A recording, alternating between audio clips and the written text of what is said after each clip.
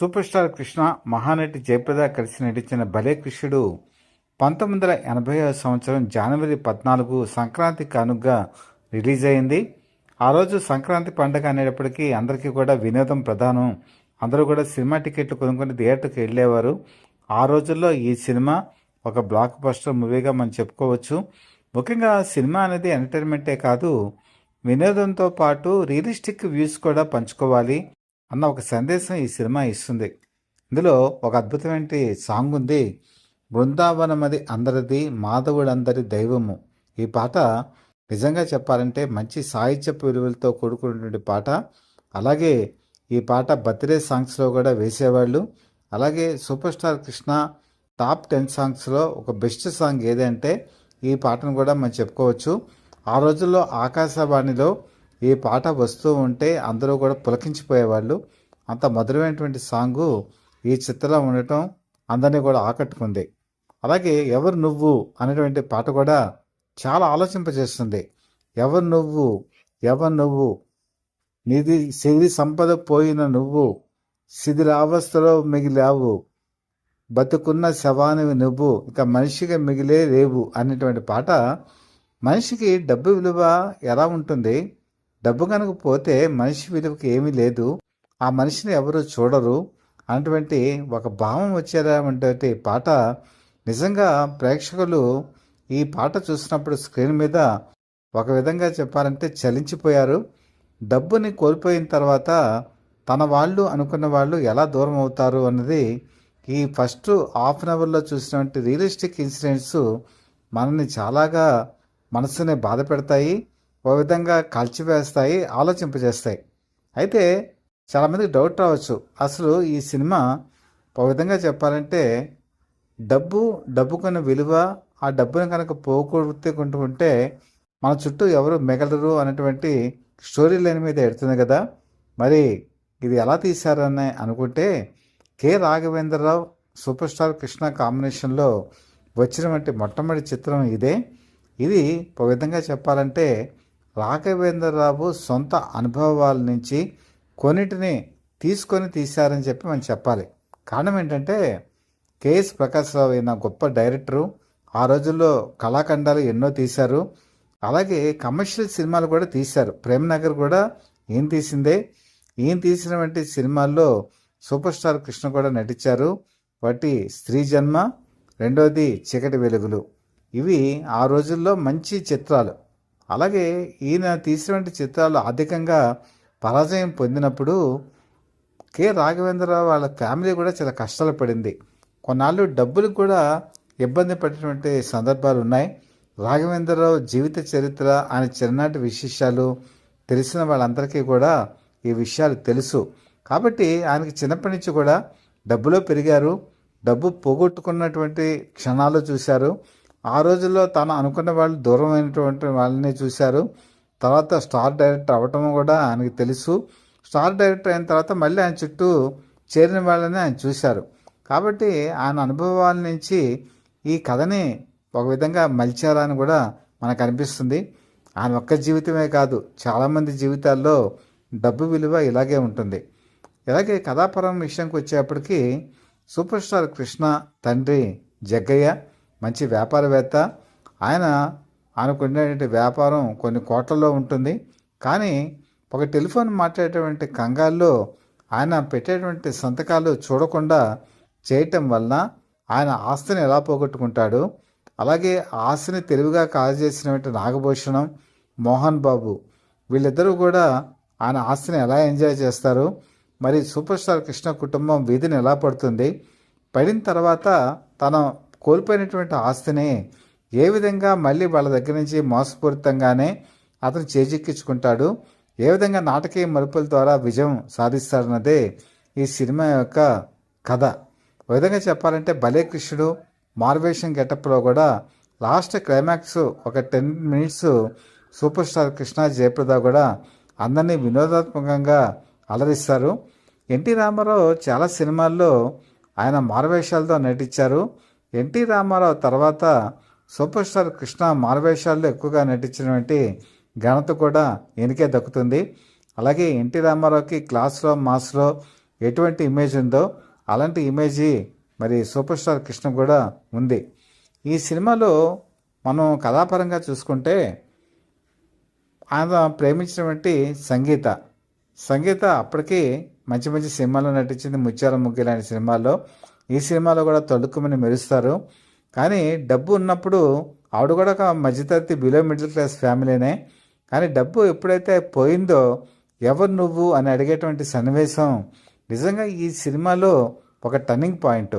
అక్కడే నేను చెప్పినట్టు పైన పాట వస్తుంది, ఎవరు నువ్వు అనేటువంటి పాట. అలాగే డబ్బులు ఎంతో ఖర్చు పెడతారు ఫ్రెండ్స్ గురించి. వాళ్ళు సూపర్ స్టార్ కృష్ణ ఒక 2 లక్షల రూపాయలు కావాల్సి వెళ్ళడిగితే ఒకళ్ళు కూడా ఇవ్వరు.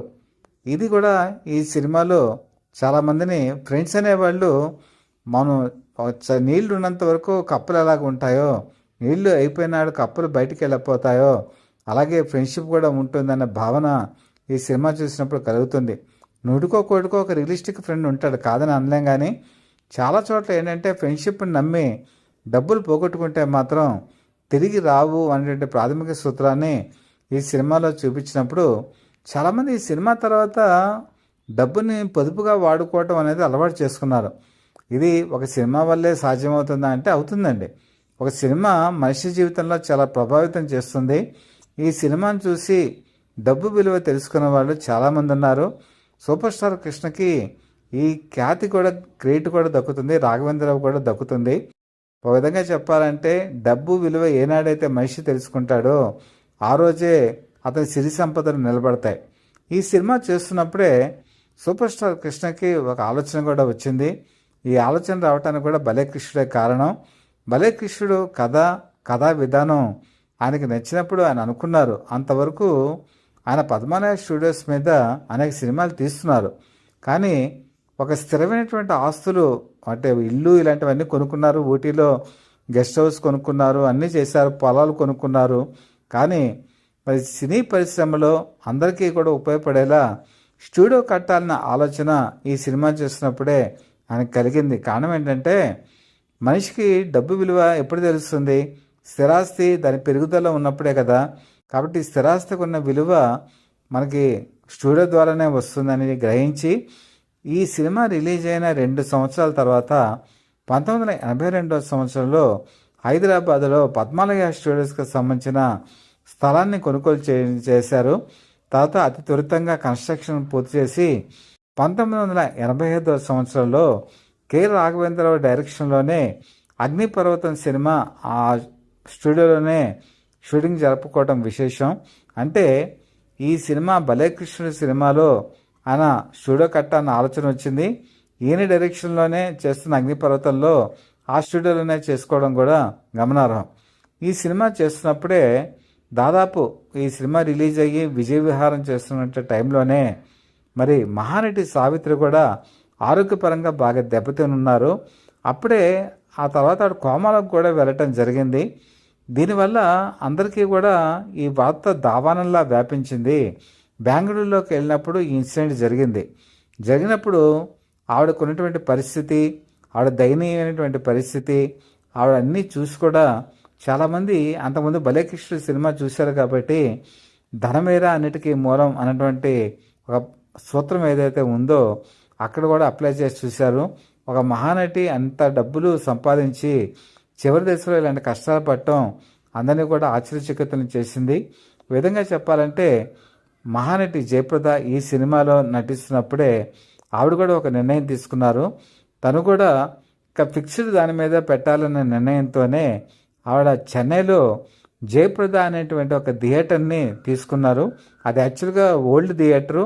ఆ ఓల్డ్ థియేటర్ని తీసుకొని దాని పేరు మార్చి జయప్రద అని పెట్టడం జరిగింది. 1985 సంవత్సరంలోనే భలే కృష్ణుడు సినిమా రిలీజ్ అయిన తర్వాత ఈ కొనుగోలు జరిగింది. ఆ తర్వాత రిలీజ్ అయినటువంటి శంకరాభరణం ఆ సినిమా ఆ థియేటర్లోనే ప్రదర్శితం కావడం కూడా ఒక విశేషం.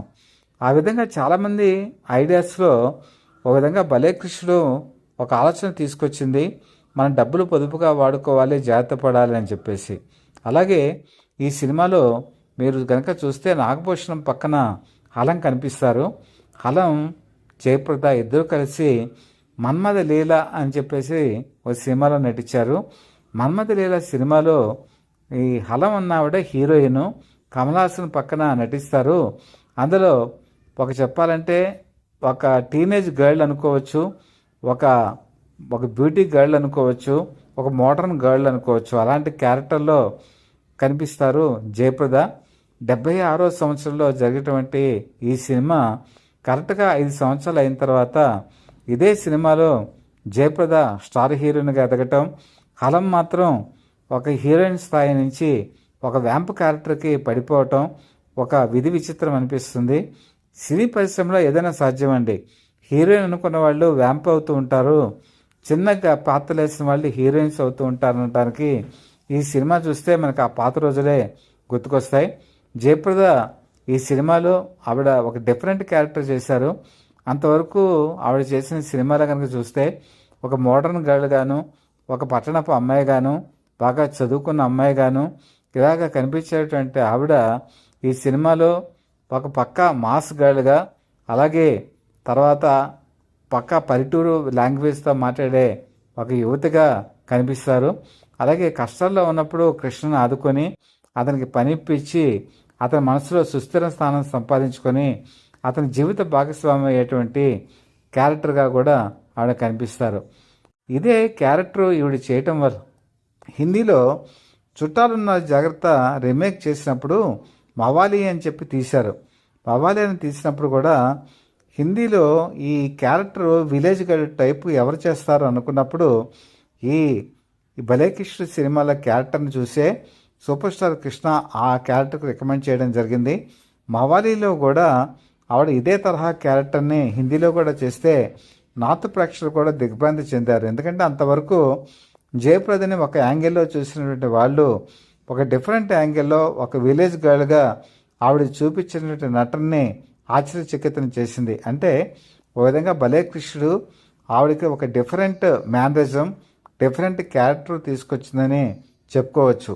అలాగే ఇందులో సూపర్ స్టార్ కృష్ణ చెలరేగిపోయిన చేసేట నటన ఏంటంటే తన డైలాగ్ మాడ్యులేషన్తో పాటు పాటలు అన్నీ కూడా ఈ సినిమాలో చాలా హైలైట్గా చెప్పుకోవచ్చు. అలాగే ముద్దంటే వద్దనకే వయ్యారి నారత్తి అనేటువంటి పాట ముఖ్యంగా మాస్ సాంగు. ఆ రోజు పట్టణాల్లో పల్లెటూళ్ళలో పట్టణాల్లో అయితే బృందావనం మీద అందరిది మాధవుడందరి దైవము అనే పాట చొచ్చుకొని వెళ్ళిపోతే ముఖ్యంగా పల్లెటూళ్ళలోకి వచ్చేటప్పటికి ముద్దంటే వద్దనకే వయ్యారి నారత్తి అనే పాట బాగా వెళ్ళింది. అటు క్లాసు ఇటు మాసు కూడా ఈ పాటల్ని ఆదరించడం ఒక విశేషమైతే ఎవరు నువ్వు అనేటువంటి పాట అటు పట్టణాల్లోనూ ఇటు పల్లెటూళ్ళలోనూ కూడా ఒక విధంగా తిరుగులేని పాటగా ఉంది. ఒక వేదాంత సారం, ఒక డబ్బుకున్న విలువ ఈ రెండు సమకూర్చి చేసేటువంటి పాట ఇప్పటికీ కూడా ఒక ఎవర్ గ్రీన్ సాంగ్గా నిలుస్తుంది.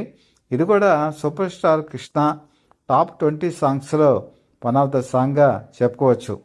ఓ విధంగా చెప్పాలంటే రాఘవేంద్రరావు సూపర్ స్టార్ కృష్ణ కాంబినేషన్లో మొదలైనటువంటి ఈ సినిమా ఓ విధంగా మళ్ళీ వీళ్ళ కాంబినేషన్లోనే వజ్రాయుధం అంటే 1985 వరకు కూడా కొనసాగింది.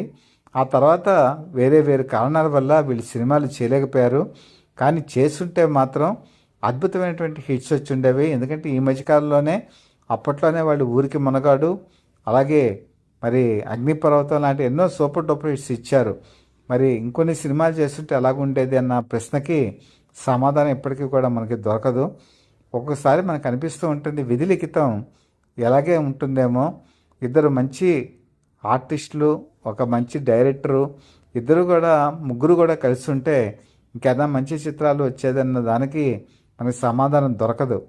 ఏదేమైనా భలే కృష్ణుడు ఆ రోజుల్లో ఒక విలువలతో కూడుకున్నటువంటి సినిమా, ఎంటర్టైన్మెంట్తో పాటు విలువలు, తర్వాత దానితో పాటు మనకున్నటువంటి సమాజంలో డబ్బుకున్న విలువ, దాన్ని ఎలా కాపాడుకోవాలని తెలియచెప్పిన చిత్రాల్లో ఇది ఒక బెస్ట్ సినిమాగా మనం చెప్పుకోవాలి. ఎప్పటికీ కూడా చూసినా కూడా ఈ సినిమా మనకి ఆలోచన తట్టి లేపుతుంది, వివేకాన్ని కూడా తట్టి లేపుతుంది.